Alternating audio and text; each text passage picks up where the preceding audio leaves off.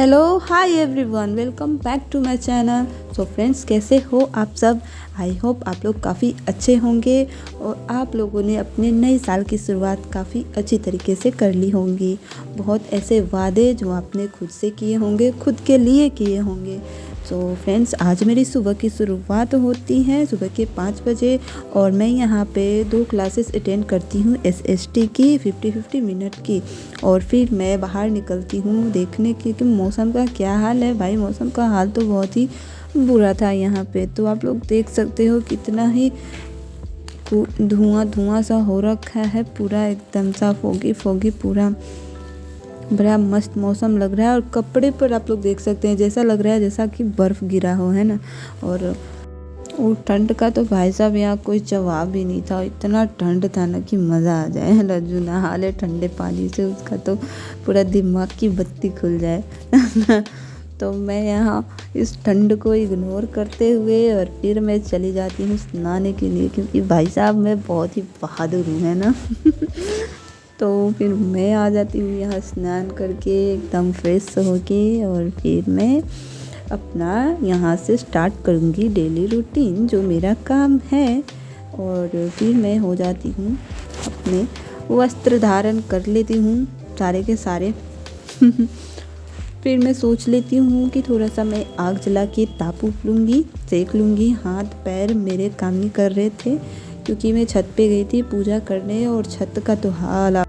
फिर मैं हाथ पैर जब मैं गर्म कर लूँगी तभी मुझसे कोई काम होगा, वरना मेरे से कोई काम नहीं होने वाला था। और ये यहाँ पे नौटंकी करते हुए मेरे छुटकू लाल। और फिर मैं आ जाती हूँ अपना हाथ पैर गर्म करने के लिए, आग का जुगाड़ करने के लिए। तो देख सकते हो ना, मैंने अच्छा खासा जुगाड़ कर रखा है ना। जो मकई का जो बचता है उसको मैंने जमा कर रखा था इस ठंड के लिए। तो यहाँ पे मैं जलाती हूँ और मेरे साथ साथ हमारी सासू माँ भी यहाँ आग सेक रही थी, है ना। उसके बाद मैं फिर से अपना किचन में आ जाती हूँ, जो कि डेली रूटीन हमारा है नाश्ते पानी का। तो फिर मैं खाना वाना। तो फ्रेंड्स, अब मैं बात करती हूँ सीटेट एग्ज़ाम के बारे में, जो कि अब उसमें ज़्यादा समय है नहीं, बस 30 डेज़ ओनली, है ना। आज तो 2 जनवरी हो चुका है और अब हमारे पास समय बिल्कुल भी नहीं है। तो आप लोग टाइम वेस्ट ना करें अगर आप लोग भी सीटेट की तैयारी कर रहे हों तो।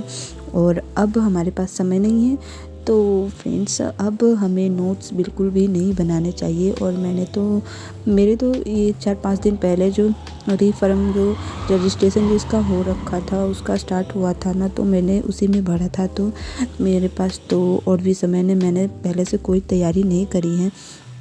तो मैं अपना तैयारी अब बस इधर जब से मैंने ब्लॉग रीस्टार्ट किया है डालना, तभी से मैंने स्टार्ट भी किया है स्टडी के लिए, है ना। तो फ्रेंड्स, मैंने पिछले बार तो नहीं, 2 सालों से मैं सीटेट का एग्ज़ाम नहीं दे रही थी, क्योंकि मेरा सबसे पहला फोकस था 1 to 5 क्लियर करना, पेपर 1 यानी कि। तो मैंने डाला तो था दोनों का फॉर्म, बट मेरा फोकस ज़्यादा 1 to 5 पे था, तो वो मैंने क्लियर कर लिया था।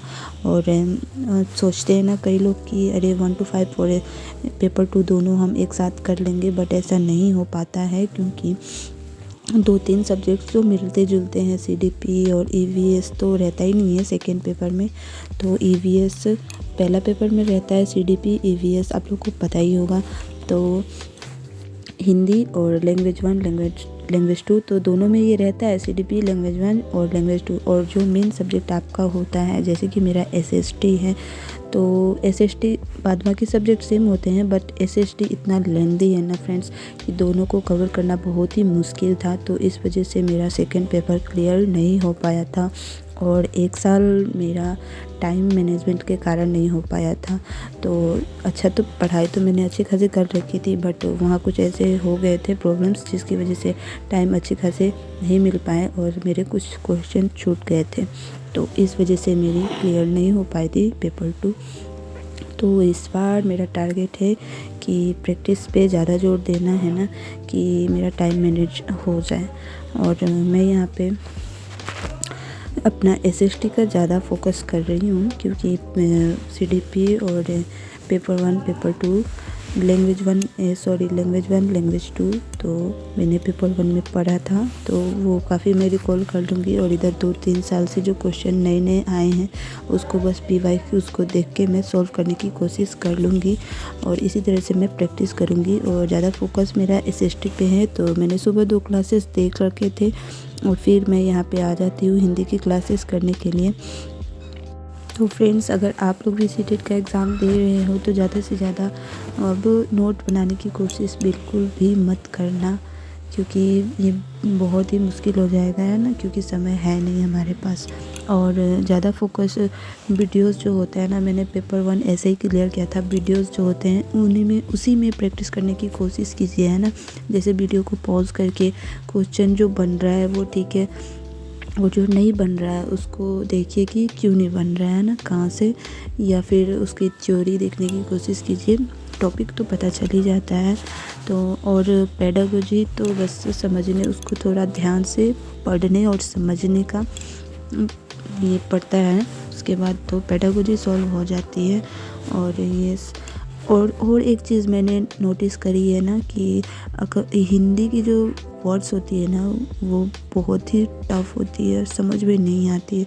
और वहीं पे आप उसी वर्ड को इंग्लिश में अगर कभी कभी आप देखते हो ना इंग्लिश वाले, तो उसमें समझ आ जाती है ना। तो इस तरीके से मैं, और हमारा फोकस ज़्यादा रहता है हिंदी को पढ़ो। फिर मेरा प्रॉब्लम ये है कि हिंदी पढ़ने के बाद ना उसका जो वर्ड होता है ना वो समझ में नहीं आता है, और जब मैं इंग्लिश पे जाती हूँ ना तो मुझे अच्छे से समझ आने लगता है।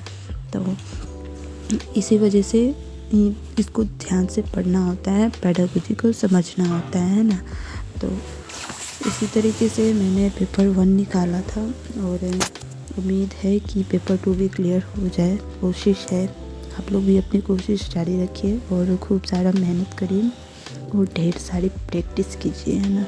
क्वेश्चंस और वीडियोस में भी प्रैक्टिस करने की कोशिश करिए, इससे हमें ज़्यादा फ़ायदा होता है ना। तो अभी नोट्स बनाने का कोई फ़ायदा नहीं है, बनाते बनाते पूरा टाइम निकल जाएगा और रिवीजन करने का हमें टाइम ही नहीं मिलेगा।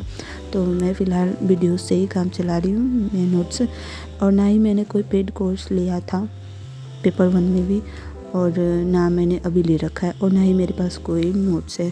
तो मैं देखिए मेरी जर्नी कैसे जाती है, मैं आप लोगों से शेयर करती ही रहूँगी कि क्या होता है ना।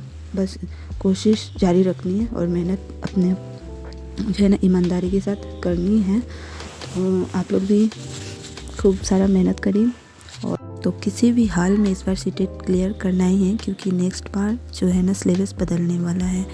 तो फ्रेंड्स मिलते हैं फिर से नेक्स्ट ब्लॉग में कुछ नई बातों के साथ। तब तक के लिए राधे राधे।